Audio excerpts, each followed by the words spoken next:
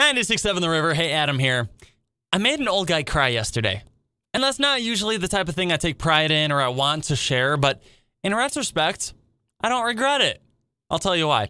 I was at the mechanic yesterday getting some work done on my car when this old guy walks in. He interacts with the mechanic a bit and then invites himself to sit down at the same table as me. So we get to chatting, and I find out that this guy's 78 years old. He looked good for 78. He was getting his summer truck ready for the winter, and then he and his wife were going to drive down to Arizona, spend 9 months down there over the winter. I learned that this guy, he had driven trucks for 40 years. He was retired now. He was on his second wife. His first wife of 50 years had passed away. I learned that this guy had at least 3 homes around the country, 2 vehicles, a boat, a trailer. This guy was doing pretty well for himself, and yet he wasn't selfish. He wasn't arrogant about it. He was just very simple.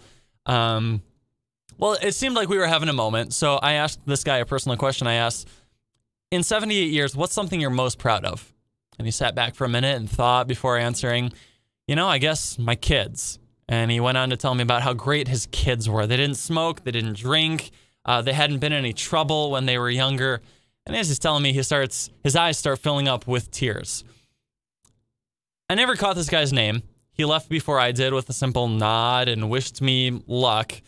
But in the 20 minutes we had together, what struck me was, you can have everything. You can have all the stuff, but it doesn't matter. What matters most is the people in your life and the relationships you have with them.